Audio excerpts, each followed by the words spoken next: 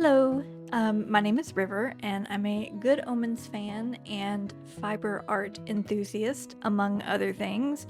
And I participated in the Ineffable May 2024 Daily Art Challenge over on Tumblr, helmed by Blair Amok. And for the bookshop prompt for day number 3, I decided to do a little needlepoint where I took the Aziraphale and Company, or Aziraphale and Co. above the bookshop doors and created that as a needlepoint bookmark. And so I had to take the lettering that the production and design team had done and transcribe it into needlepoint to fit the grid because needlepoint is stitched onto kind of an open weave, sort of starched um, cotton canvas.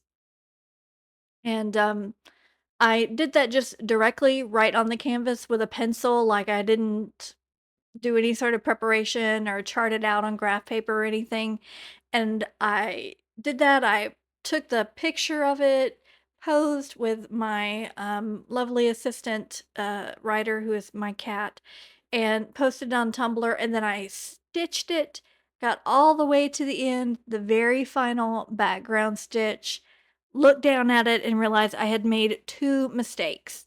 I had left out one of the punctuation marks, after the very first A. I just didn't put that period after the A, and then I made a mistake you'll see here I'm about to actually fix right there, where I didn't leave 2 spaces between the Z and the F to indicate that it was like a different word. Um, so I thought maybe I should chart this out actually on a grid instead of just making it up as I go along. Um, and I thought maybe I could do that with Stitch Graphic. I have the demo version of it here, so you'll see a watermark in the background. And I'm unable to download and create PDFs and share what I make on it, but the little free version at least helps me kind of get an idea of what I'm doing before I actually paint onto a canvas. And by the way, this is sped up to 10 times the speed because if I did not do that, we would be here for 2 hours because that's about how long it took me. So I got to the end of it and I thought, you know what? Is Pride Month. It's June. And maybe I don't wanna do a regular background, just the kind of burgundy background. So I thought I'd put a pride flag behind it. That's what I that's why this took me 2 hours, because the first bit was actually pretty easy, just creating the lettering. Thanks to the program, I can copy and paste things and move things around and, create each little individual stitch the where I need it to be. Um but I thought, "No, why do something simple? We'll just make it more complicated because that's fun." So here I did the progressive pride flag, with the little, triangle colors at the front to represent trans and, BIPOC and people of color, in with the pride flag. And, it was an interesting challenge to try to kind of figure out the math on that and um what colors needed to be. I don't know why my screen recorder did not pick up the pop-up menus that came down to help me like choose color and to help straighten and organize the stitches because there was a color picker um where I could go in and actually do the RGB numbers and so I looked up, let me see here. I looked up what the actual colors are for what? Sorry if you heard that. My Windows just gave me a notification that I did not need about the weather. But thank you, Windows. I looked up the colors. Let me see, I can get you that website if you are doing crafty things and want the actual numbers for the Progress Pride flag. Let's see. I got it from flagcolorcodes.com. You can Google that, and it was really helpful. It had the hex and the Pantone and like all these different options. But this little program allowed me to use the RGB code numbers thingy, so that's what I did. And the math actually turned out to be fairly easy. The Aziraphale and Co is 6 stitches high. And so because there are 6 colors, it was easy enough just to say, well, one stripe could be 3 rows high.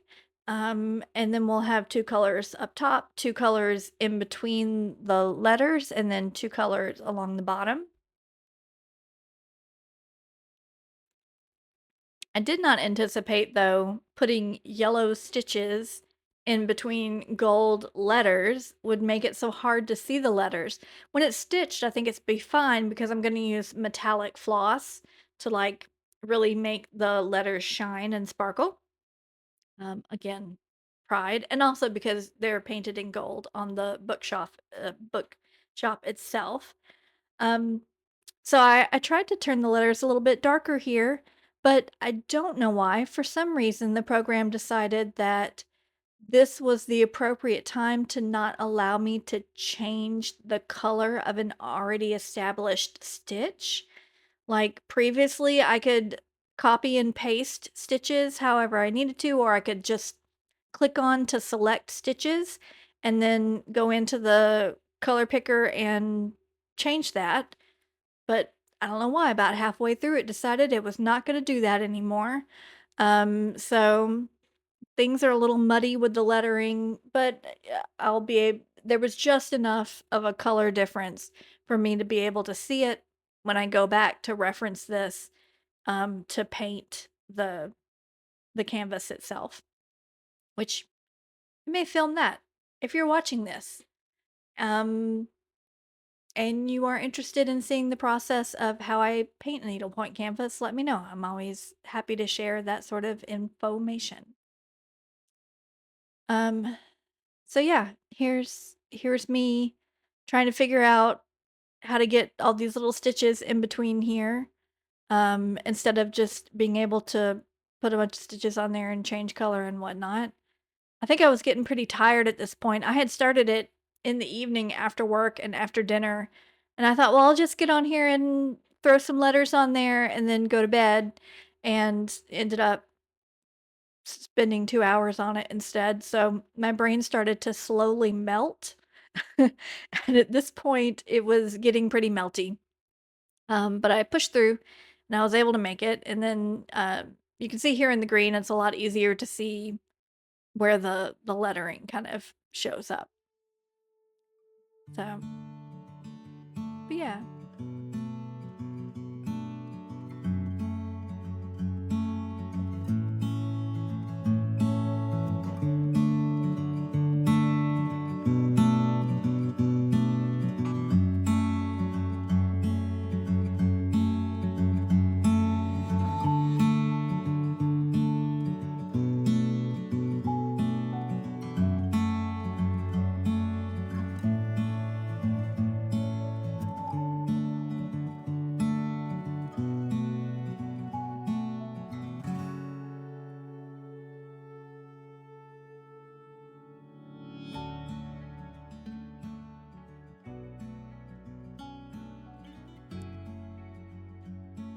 One of the things I really like about Stitch Graphics program is that I'm able to group and ungroup stitches. Um, so I can select several stitches in whatever pattern I need them to be in, and move them all as a group. And then when I get them to where they are, I can ungroup them and move around individual stitches. You can really see that here where I'm kind of filling in little bits and pieces with the green.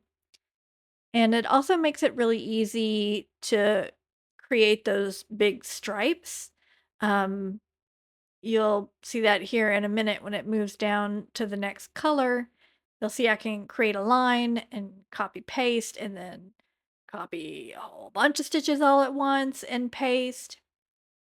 It also has neat features where you can select a lot of the stitches and then tell it to align that line of stitches to the either the topmost or the bottommost, or if you're doing columns, the left or the right, so they get perfectly straight, which to me is mwah, mwah, chef kiss, just beautiful. And I had to go back and redo it here with the blue because I had done a whole bunch of stitches in a row and copy paste without fixing them first, and they kind of it was like a gently rolling hill rather than a straight line. So you can see there I go back in there and fix it, which I should have done in the first place. It makes life a whole lot easier when you're designing things like this. This is not an ad, by the way. I don't have any affiliation with these people. I've never contacted them. I just really enjoy their product.